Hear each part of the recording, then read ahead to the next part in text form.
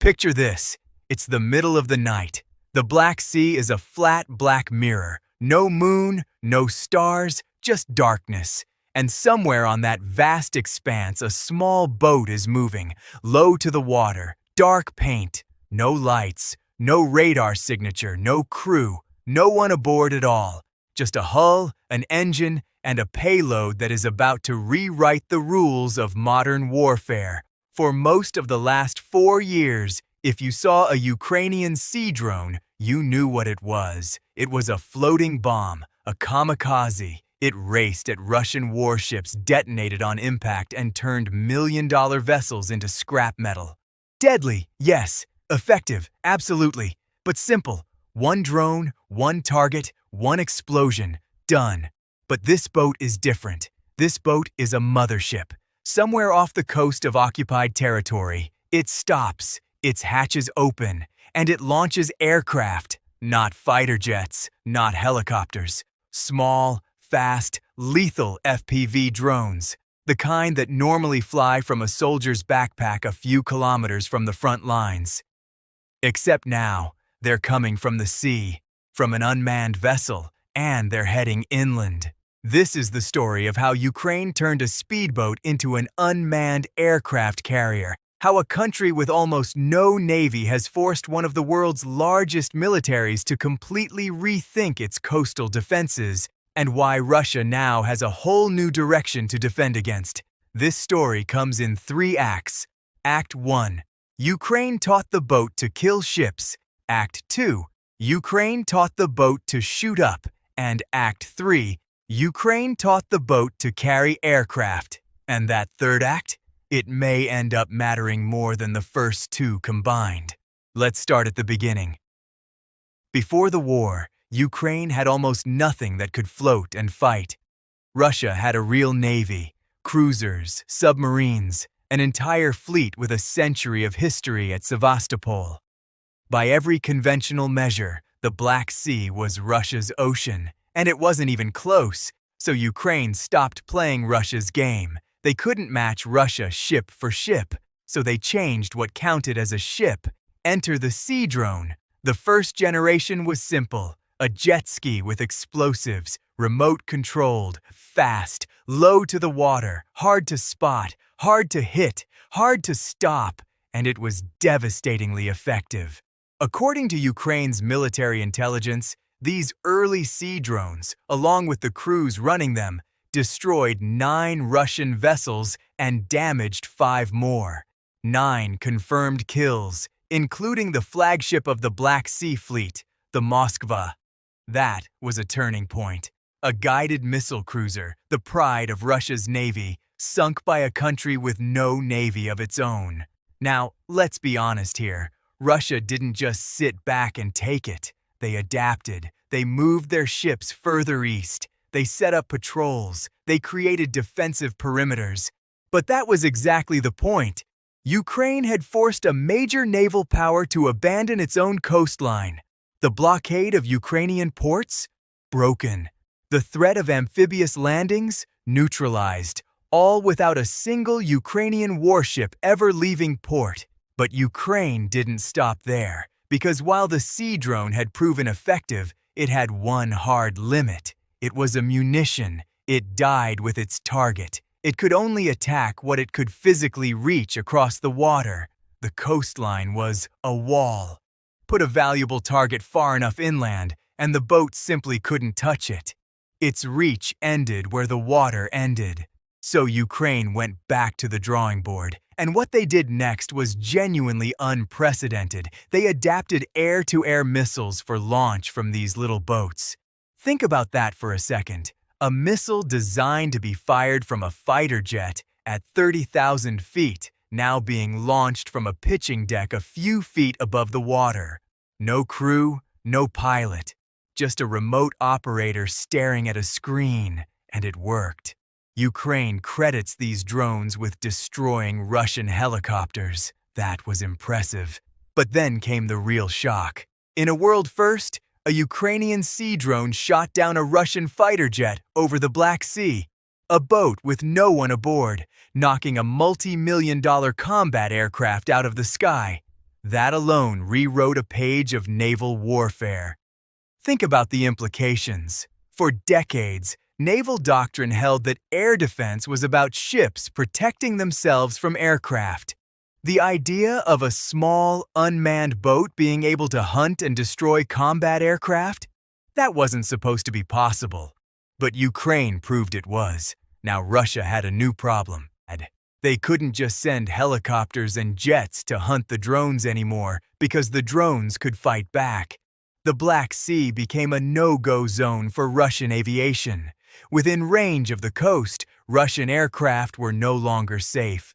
But once again, Ukraine hit a wall. The boat was now a killer of ships and a hunter of aircraft, but it still couldn't touch the land. The coastline remained a barrier, and that's where Act 3 begins. Before we get into the specifics, I want to make something clear. What Ukraine did next wasn't a small step.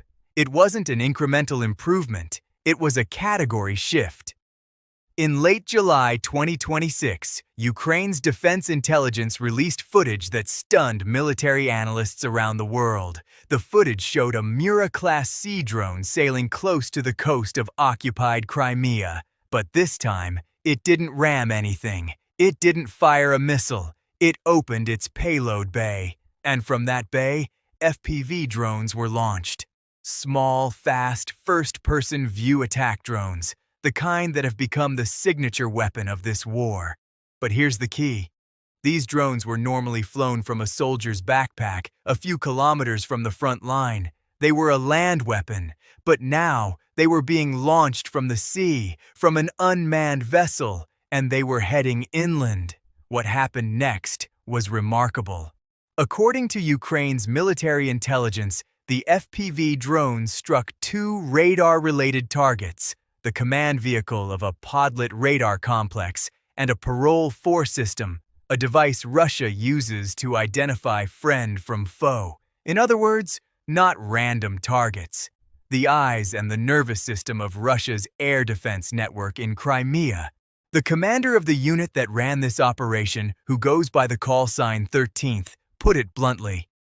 From now on, he said, the MAGURA threatens the occupiers on land as well.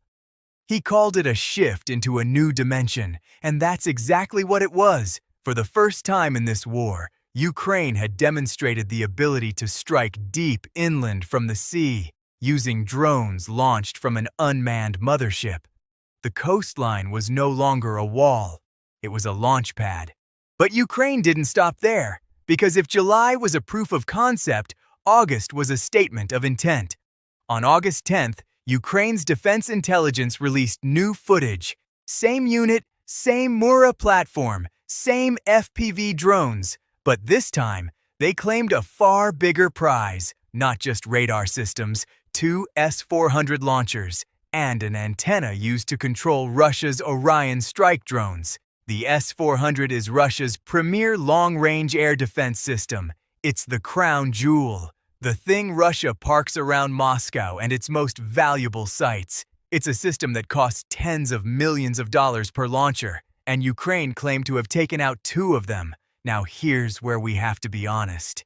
The footage Ukraine released is spectacular, but it's also ambiguous. When open-source analysts, including Ukrainian ones, studied the footage, they came away with questions. Is that a real S-400 launcher, or is it a decoy? Because Russia does something very deliberate. They scatter cheap mock-ups of their valuable systems around the battlefield. The goal is to soak up expensive strikes. The logic is simple. If Ukraine spends $1 million missile to destroy a $5,000 decoy, Russia wins that exchange. So what's the truth? Did Ukraine really destroy 2 S-400 launchers, or did they hit decoys? The honest answer is that the truth is still settling. A clean hit on film isn't the same as a confirmed kill. Launchers can be repaired. Components can be swapped from stock. Russia has multiple layers of defense, and they are always adapting. But here's the thing. Even the cautious version of this story is remarkable, because the headline was never really the S-400. The headline was, "The Delivery System."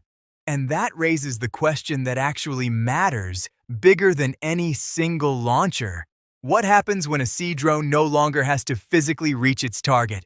Because that's the real shift. The MAGURA isn't just another weapon, it's a new problem for Moscow, and every solution to that problem creates new vulnerabilities. Let me walk you through it. Option 1. Move the radars and launchers further inland, beyond the reach of these FPVs. On the surface, that sounds smart. If the drones can't reach you, you're safe. But there's a catch. If you move your air defense assets inland, you've pulled them away from the coastline they were supposed to protect. The beaches and ports are now less defended. Ukraine has every incentive to keep extending the drone's reach. Push it 50 kilometers inland, then 100 kilometers, then 200. The defenders are always on the back foot.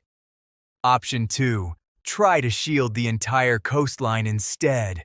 Create a fortress around every vulnerable point. But that's not realistic. Crimea alone has hundreds of kilometers of coastline. You cannot make all of it a fortress. It would take more resources than any military possesses. Option 3. Hunt the carrier before it launches. This is the most intuitive response. If you can find the mothership and destroy it, the drones never get airborne. But here's the problem. You have to find a small, dark, unmanned boat somewhere in the vastness of the Black Sea. At night, without lights, without radar signature. It's like looking for a needle in a haystack, except the needle is moving and it's actively trying to avoid you. Option 4. Shoot the FPVs down once they're airborne. This is the last line of defense, but now Russia has to wrap up another layer of short-range defense around the very radars and launchers the drones are hunting, every valuable system needing yet another system to guard it. That's the trap. Ukraine hasn't made Russian air defense useless. It's done something subtler and harder to counter. It's opened a new direction the defenders have to watch, from a launch point that can appear anywhere along the coast.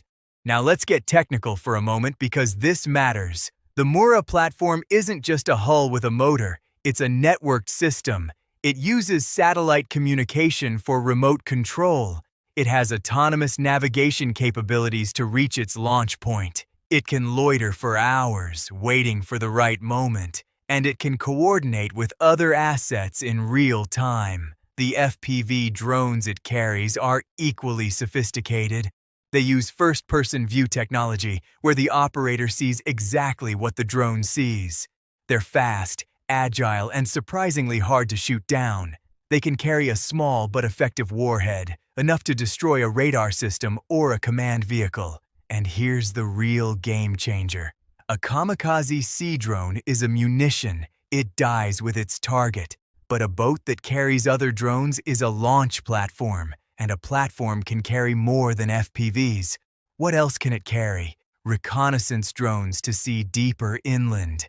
Electronic warfare payloads to jam enemy communications. Relays to extend everyone else's range. The possibilities are open-ended. Ukraine hasn't just built another drone, it's demonstrated a new way of delivering them from the sea with no one aboard, against the land. Now to be clear, none of this makes the MAGURA a magic weapon.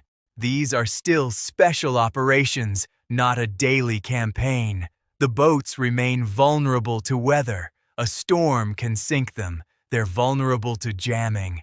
Russia has electronic warfare capabilities that can disrupt their signals. And they're vulnerable to Russian patrols. The Black Sea is still patrolled. But the capability is real, and its ultimate battlefield impact is still being tested. To understand why this matters, we need to step back, way back, because what Ukraine is doing isn't just clever, it's a redefinition of naval warfare itself. For most of naval history, power projection meant big ships, battleships, aircraft carriers. These were the most expensive, most heavily defended machines a nation could put to sea. A floating city with thousands of sailors, the ultimate symbol of a superpower's reach. But Ukraine started this war with almost no navy at all. It couldn't build aircraft carriers. It couldn't match Russia's fleet. So it stopped trying. Instead, it looked at the problem differently. It asked, what do we actually need to accomplish, and what's the cheapest, fastest, most effective way to do it? The answer was small, expendable drones. No Ukrainian pilot aboard any part of the chain, thrown at sophisticated systems worth vastly more and far slower to replace. That's not luck. And it's not one clever gadget. It's a doctrine. It's how a country that could never win Russia's kind of naval war has spent 4 years imposing real costs on Russia's fleet anyway, not by building a better navy, but by refusing to fight the war Russia prepared for. And now, Ukraine has arrived at a crude, brilliant, miniature version of the same idea. A boat with no one on it that carries aircraft to the enemy shore. It can't project power across an ocean. But it doesn't need to. It only needs to reach a little further than it used to. And to turn a coastline into a launch pad pointed the wrong way. So what comes next? Because this story is still being written, and the implications are profound. First, expect more operations like this. Ukraine has proven the concept. They've shown it works. They've shown they can hit valuable targets. The question isn't whether they'll try again, but where and when. Second, expect Russia to adapt. That's what militaries do.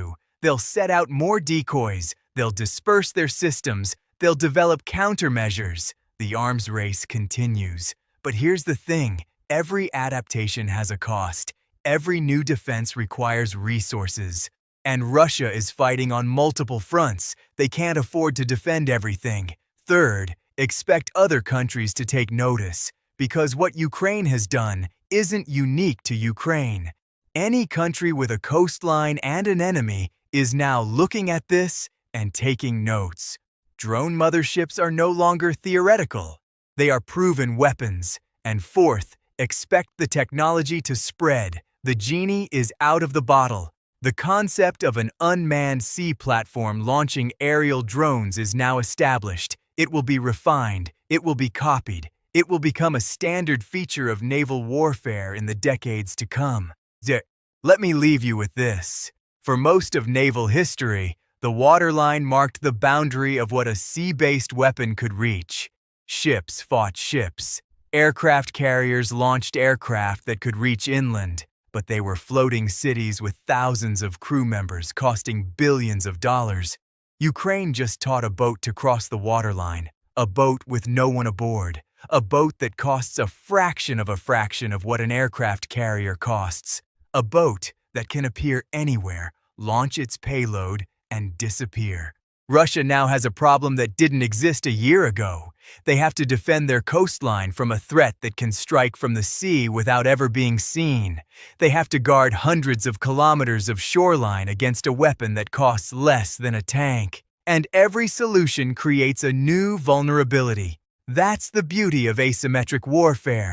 You don't win by beating the enemy at their own game. You win by changing the game entirely. Ukraine couldn't build a navy to match Russia's, so it built something else, something that redefines what a navy even means. This is the story of the Ghost Fleet, a small, dark boat running across the Black Sea at night.